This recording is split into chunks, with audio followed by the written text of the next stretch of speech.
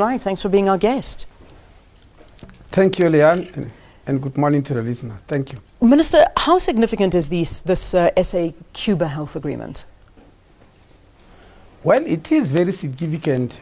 Remember that this was an agreement between former President Nelson Mandela and President Fidel Castro of Cuba to allow Cuban doctors to work in South Africa, but also to allow young people in South Africa to go and train as doctors in Cuba. And you are aware that that program is ongoing, and last year we boosted it by increasing it about 10 times. Yeah. Remind us how the doctors are chosen. How are the students chosen to study there? Excuse me? Remind us, how are the students chosen to study in Cuba? Well, the students are usually chosen by provinces, and the criteria is that they must come from rural areas, from previously disadvantaged communities, from communities which are not easily served, whereby South African doctors, qualified doctors, don't usually want to go and work there. So we are giving those youngsters from such rural areas a chance to go and study in Cuba. Now, when these doctors return, obviously they're back, they're going to be graduating. Are they going to be deployed to their areas to take the skills that they've learned? Is that the idea of the program?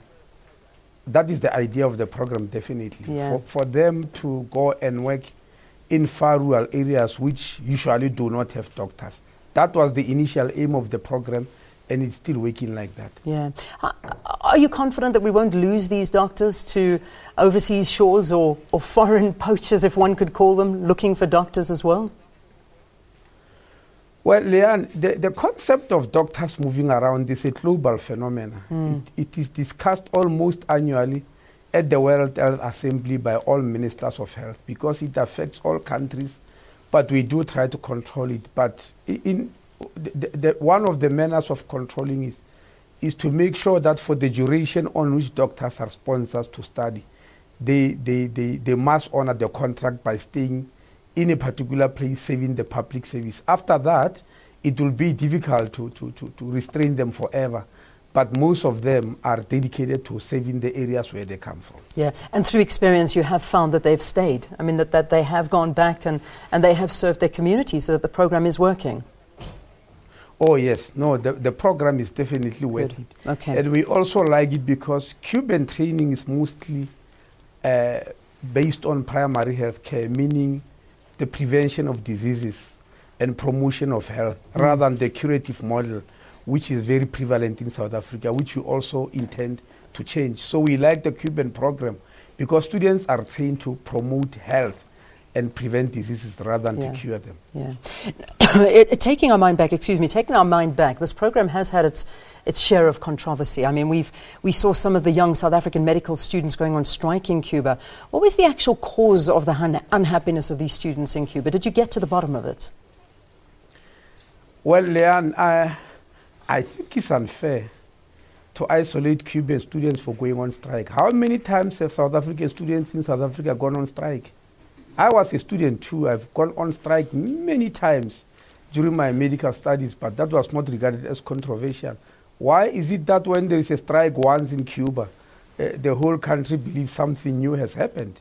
Strikes always happen. Even in South Africa, they are still happening. Some of them even much more acrimonious than what happened in Cuba.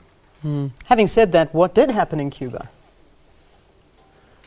Well, there was a problem with the students there, whereby they went on strike making certain demands, but we have finally resolved it. Like any student strike, it gets finally resolved. We have recalled some of the students here. They sat with us, they explained to us what has happened. We have seen where mistakes have occurred. We are busy correcting them.